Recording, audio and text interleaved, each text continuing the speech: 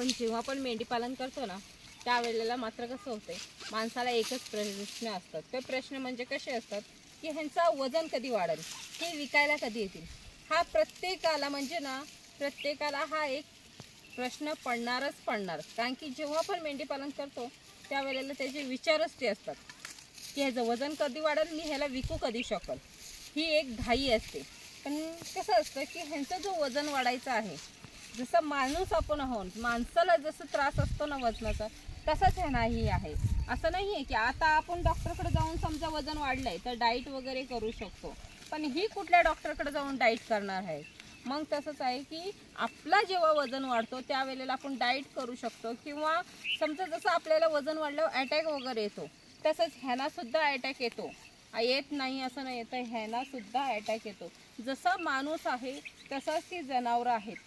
कारण की फक्त म्हणजे आता तुम्हाला ते माऊली ज्ञानेश्वरांनी सांगितलेलं आहे की माणसात आणि ह्या जनावरात एकच फरक आहे की ह्यांना पाप पुण्य कळत नाही, आणि पाप पुण्य फक्त आपल्या माणसाला कळतं, एवढाच फरक आहे. नाही तर आपल्याला होणारा जेवढा काही त्रास आहे त्यांना होतो, आपल्याला येणारी जेवढी दुखणी आहेत तेवढी त्यांना येत असतात.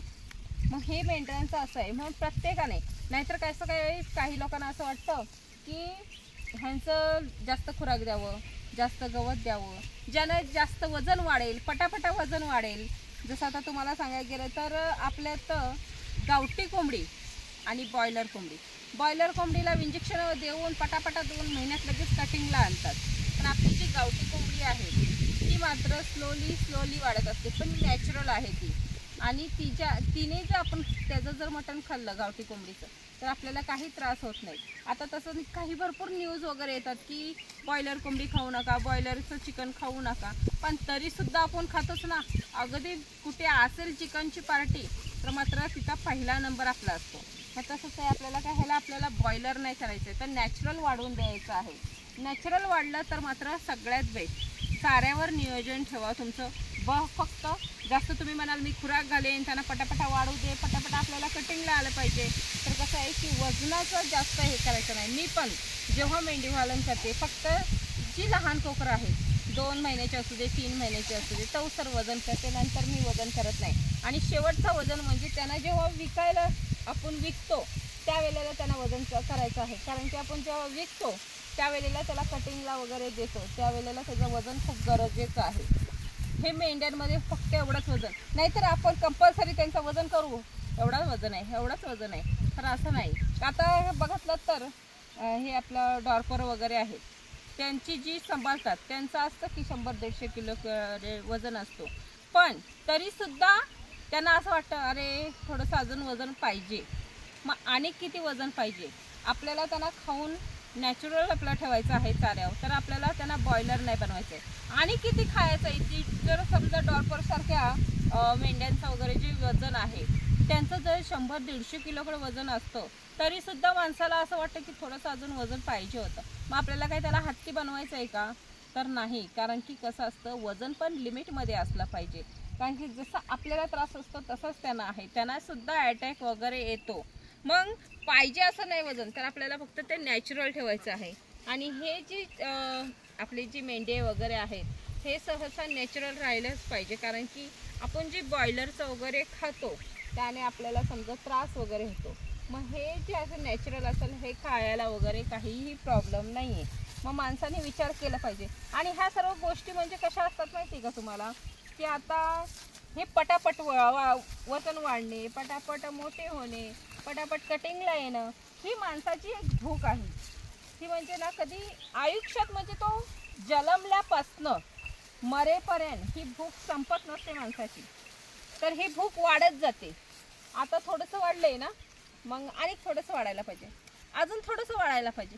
ही अशी भूक आहे माणसाची जी आयुष्यात कमी होत नाही. पण ह्या भुकेपाय आपण कुठेतरी नाश करायला जातो. आता हे त्यांना कळत नसतं की वाईट काही आहे, चांगलं काही आहे. आपण त्यांना कधी कधी समजा एखाद्यानं मारायला गेलं तर आपण त्यांना मारतो सुद्धा, नाही असं नाही आहे, पण आपण मारतो त्यावेळेला त्याला लागतं. तरीसुद्धा तुम्ही त्याला लाड कराल तेव्हा तो तुमच्या पुढे येऊन जनावर उभं राहणार आहे. तुमची गाय असू दे, तुमची म्हस असू दे, किंवा तुमची अशी मेंढरं शेळ्या जे काही प्राणी असेल तुमचं, कधी पण बघा तुम्ही मारलात ना तर तुमच्या जवळ पुन्हा येणार आहेत ती, कारण की त्यांना ते वाईट चांगलं वाईट काहीच कळत नाही. पण एखाद्या माणसाला मारा तुम्ही, मात्र तो आयुष्यभर लक्षात ठेवेल की ह्याने मला मारलेलं आहे, मग ह्याचं मला कुठेतरी काटा काढायचा आहे, असा हा म्हणजे माणूस हा लक्षात ठेवतो. पण ही जे आपली जनावरं आहेत ती मात्र ती विसरून जातात. ती मायेपोटीच असतात, फक्त ते माया करायचंच त्यांना समजतं. मग हे आपण लक्षात ठेवायचं आहे. त्यांचं वजन किती पटापट वाढावं. आपण असं तर बॉयलरच्या आता मागे लागलेलंच आहे, गावठीच्या कोंबडीचे सोडून. मग आता ह्यांच्यात आणि कसं ह्यांना बॉयलर करू नका, नुसतं खुराक घालून त्यांना नॅचरल वाढू दे. त्यांच्यात असं काही बदल करायची गरज नाही. तर आपली जी भूक वाढते ना त्या भुकेला कुठेतरी कमी करा तुम्ही, कारण की ती भूक कमी झाली ना तर आपोआप सरळ होत आहे. पण कसं आहे ना, ही एकाला गोष्ट मी सांगू शकते, दोघांना सांगू शकते, पण आपण प्रत्येकाला सांगू शकत नाही, की जगाला समजू शकत नाही. हे फक्त आपल्यापुरती सतत सीमित राहिलेलं आहे. ज्याला कळतंय त्याच्यापुरतीच आहे. तसंच आहे की जेव्हा पण आपल्या हे मेंढ्या आहेत, आता दुसऱ्यांना सांगण्यात काही फायदा नाही आहे. म्हणूनच की आपण स्वतःच्या मेंढ्यांची काळजी घेणं खूप गरजेचं आहे. स्वतःच्या मेंढ्यांची काळजी घेतली की दुसऱ्याला सांगायची गरज नाही. म्हणूनच मी माझे जे मेंढ्यांचं आहे वजन लिमिटमध्येच ठेवते आणि वाढवत सुद्धा नाही, कारण की जसं माणसाला प्रॉब्लेम आहेत तसेच त्यांनाही आहे.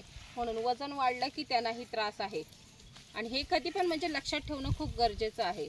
आणि आपल्याचं म्हणजे मी दुसऱ्यांना सांगत, आता तसं बघायला गेलं तर आपली जी रानातली जनावरं आहेत, रानातल्या जनावरांचं म्हणजे कसं होतंय, त्यांना कोण खुराक वगैरे घालत नाही. आम्ही स्वतःच्या डोळ्याने बघतोय, हरणं आहेत, हरणांची पिल्लं आहेत, तशीच रानगऊ आहेत. त्यांची सर्व म्हणजे त्यांची जी बॉडी स्ट्रक्चर वगैरे असतो, डुक्कर वगैरे असं त्यांची लहान लहान कोकरं खूप छान वाटतात जरा पिल्लं वगैरे बघायला.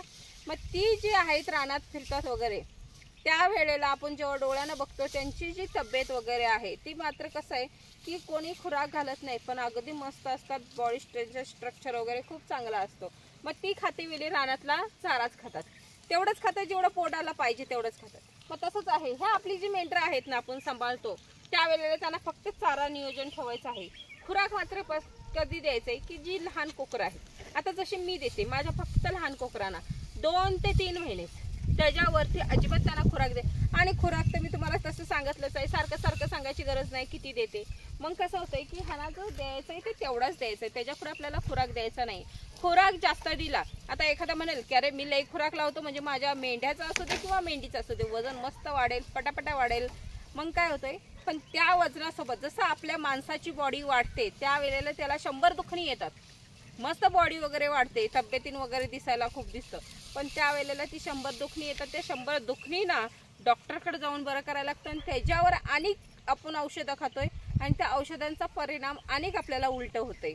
मग हा असा जो आपल्या शरीरात जो बदल होतोय, मग हाच विचाराने ह्या जी मेंढरं आहेत ह्यांना आपण खुराक वगैरे जास्त प्रमाणात देऊ नये, कारण की तेही तब्येत वाढल्यावर त्यांनाही ती दुखणी येणार आहेत. मग आपण चांगलं करायला जाणार आहे तिथं काहीतरी उलट होऊन बसतं.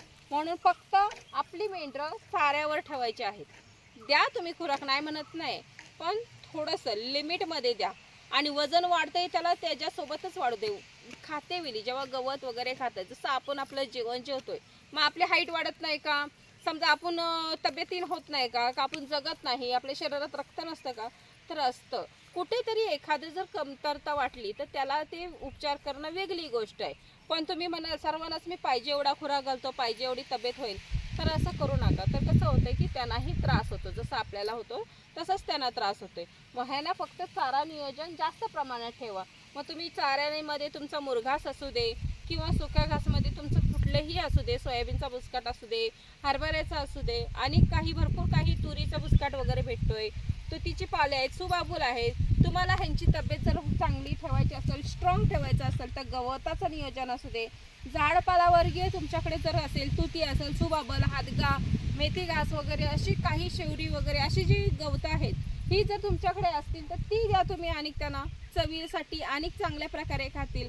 मग आपण फक्त त्यांचं वजन वाढवायचं आहे ते आपल्या चाऱ्यावर ठेवावे, आणि चाऱ्यावरतीच त्यांचं वजन वगैरे वाढू दे, आणि लिमिटमध्येच वाढू दे, कारण की ती मात्र नॅचरल असतील. नाही तर तुम्ही पाहिजे एवढा खुराक घालाल आणि त्याच्यात अनेक खुराक काय आपण स्वतः घरात बनवतो का? तर नाही, ते फॅक्टरीतच बनते.